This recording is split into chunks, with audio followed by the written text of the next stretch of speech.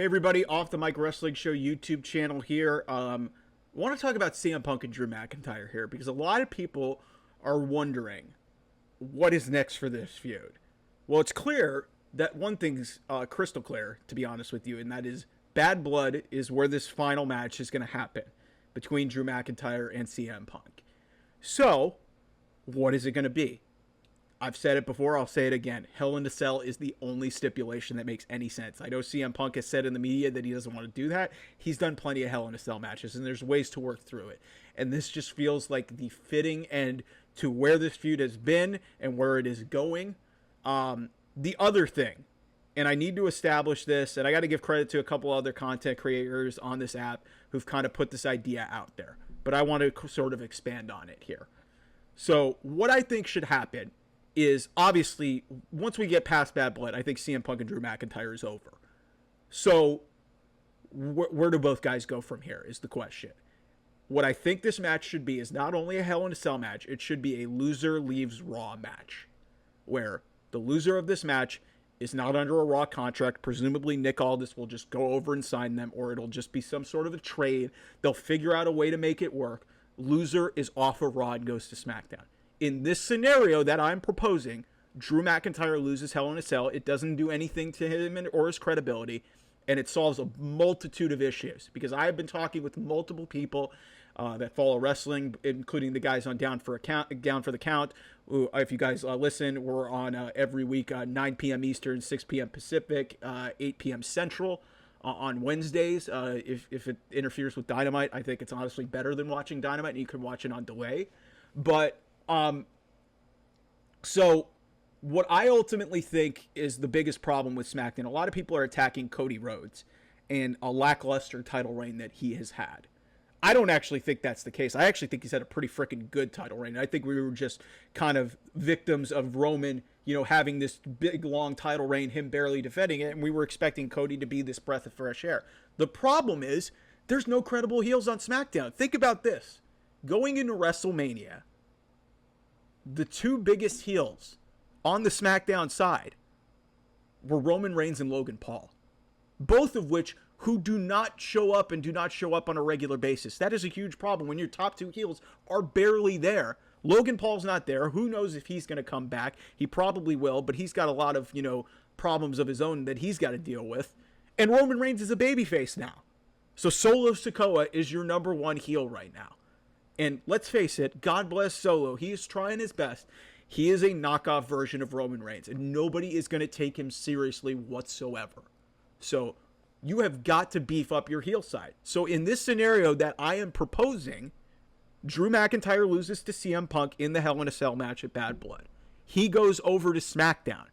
Instantly, you have a top level heel that can go after Cody Rhodes for the WWE Championship. By the way, Drew McIntyre is the last guy to beat Cody Rhodes in a singles match. Yes, I understand Rock pinned Cody at WrestleMania on night one. That was a tag team match, okay? And Rock's obviously going to have something to say about that at some point. But Drew McIntyre is the last person in WWE to pin Cody Rhodes in a singles match.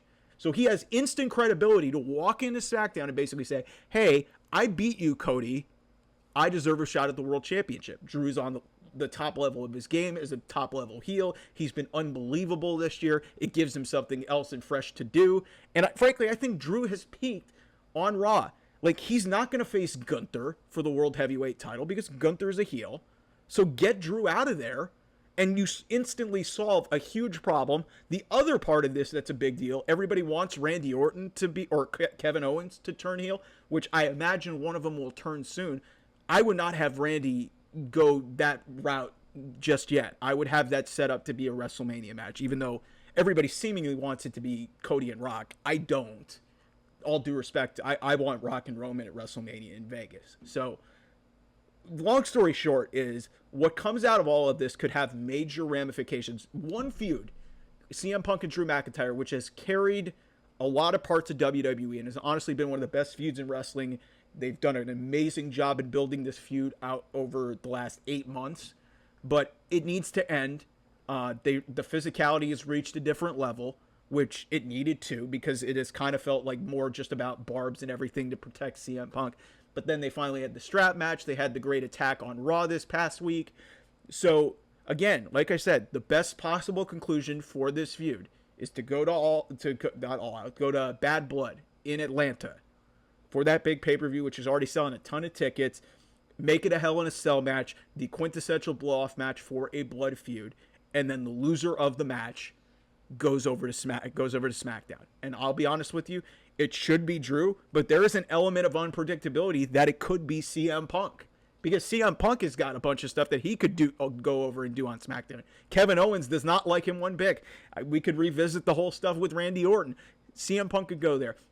And also he's got heat with Cody. But let's face it, CM Punk is a babyface right now. And it's going to be really hard to convince people in this day and age that you're going to bring him over to SmackDown and convince us that he's a heel. So Drew McIntyre makes way more sense considering he has done just about everything conceivably that you could possibly do on Raw. And he's kind of peaked, at least at this point, with the CM Punk feud. So him losing doesn't do anything in this scenario.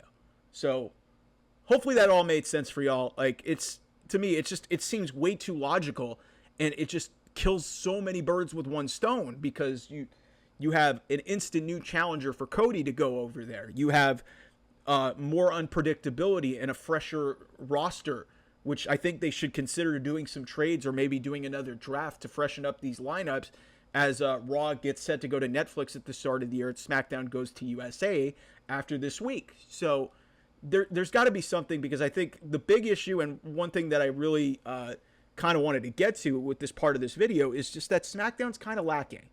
It's significantly behind Raw, but that's not to say that Cody Rhodes has been a bad champion. There's no way in hell I'm going to even say that.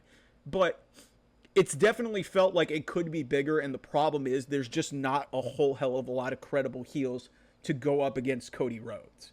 And before you even say they should turn Cody heel, they ain't turning Cody heel. He's the quarterback of this company. He's the babyface. He's the leader of this whole generation that has come in, this Renaissance era. That's not happening.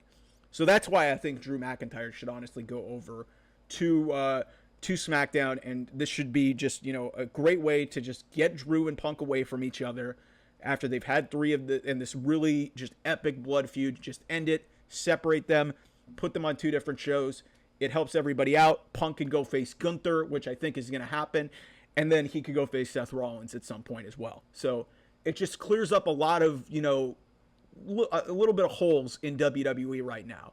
So, so that's really where I'm at with this. Like, share, and subscribe to this video. Like this video. Subscribe to the channel. OT Mike Wrestling. Share it with your friends if they're fans of wrestling content. Follow me on Twitter at OffTheMic28. Follow the show at OT Mike Wrestling. And thanks for tuning in, guys. We'll have lots of great content throughout the week. Happy wrestling, and it's always fun for me to do this, and appreciate all the love and support. I'll talk to you guys soon. Bye-bye.